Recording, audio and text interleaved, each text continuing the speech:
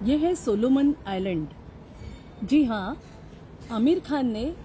इस पेड़ के संबंध में जिक्र किया था, उस आइलैंड के बारे में उसने बताया था तारे ज़मीं पर पिक्चर में,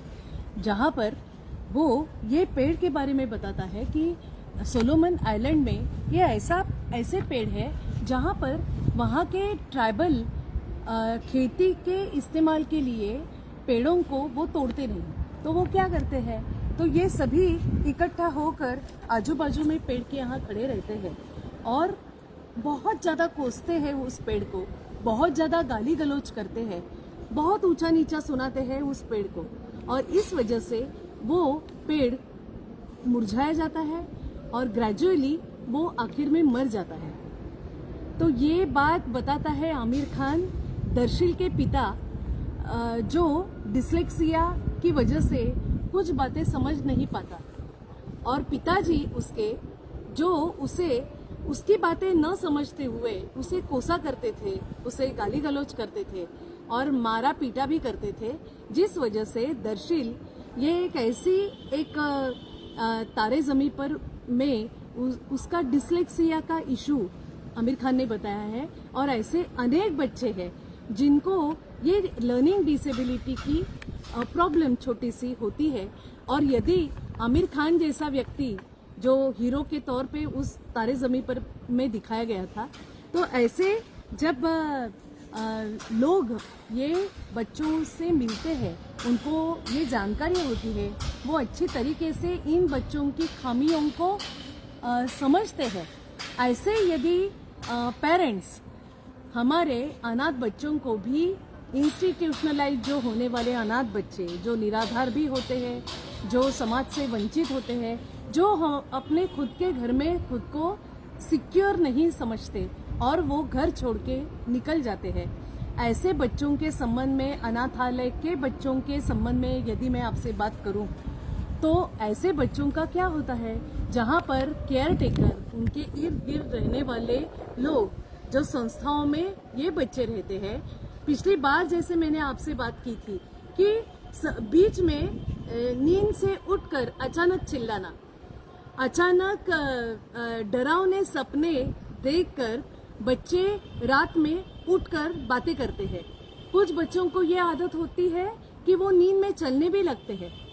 क्योंकि उन्हें डरावने सपने आते हैं। ये डरावने सपने क्यों आते हैं, तो वो असुरक्षित महसूस करते हैं और साइकोलॉजिकल कंडीशन या साइकेट्रिक कंडीशन इन बातों को बताया जाता है। और यदि ये बहुत ज़्यादा तौर पे बच्चों में यदि पाया जाता है, तो ऐसे बच्चों में स्ट्रेस डिसऑर्डर, एंजाइटी डिसऑर्डर,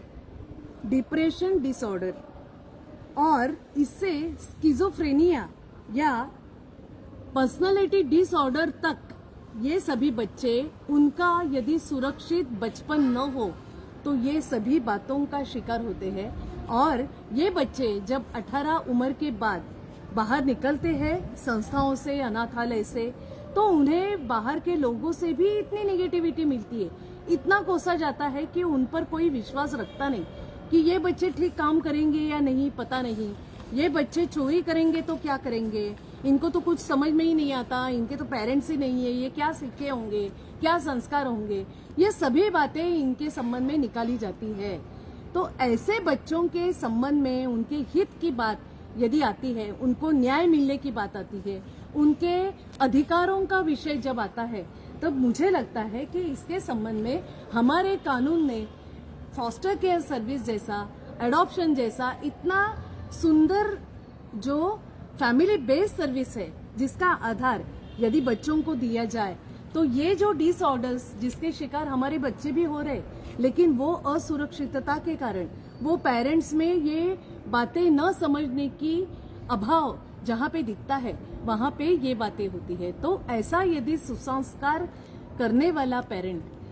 ऐसे पेरेंट जो नर्चर करे बच्चों को, तो हमारे अनाथ बच्चे जिनको ये सभी खामियां दिखाई देती है, उनमें भी ये बातें सभी दिखाई देने वाली ही है, और इनमें बहुत ज़्यादा परसेंटेज में ये डिसेबिलिटीज हो सकती है, क्योंकि इनको देखने वाला ही कोई नहीं है, इनको प्यार से कुछ उनको संजोगने वाला भी कोई नहीं है। क्या होता होगा इनके लाइफ में, इसीलिए तो हम लगातार बात कर रहे हैं कि छोटी सी उम्र बच्चों की है। तो 6 से 18 तक की उम्र का बहुत बड़ा दायरा वैसे है, जहां पे एज ग्रुप बताया गया है फॉस्टर केयर सर्विसेज के प्रावधान में, जो बच्चों को अस्थायी रूप से गोदी लिया जा सकता है और उनको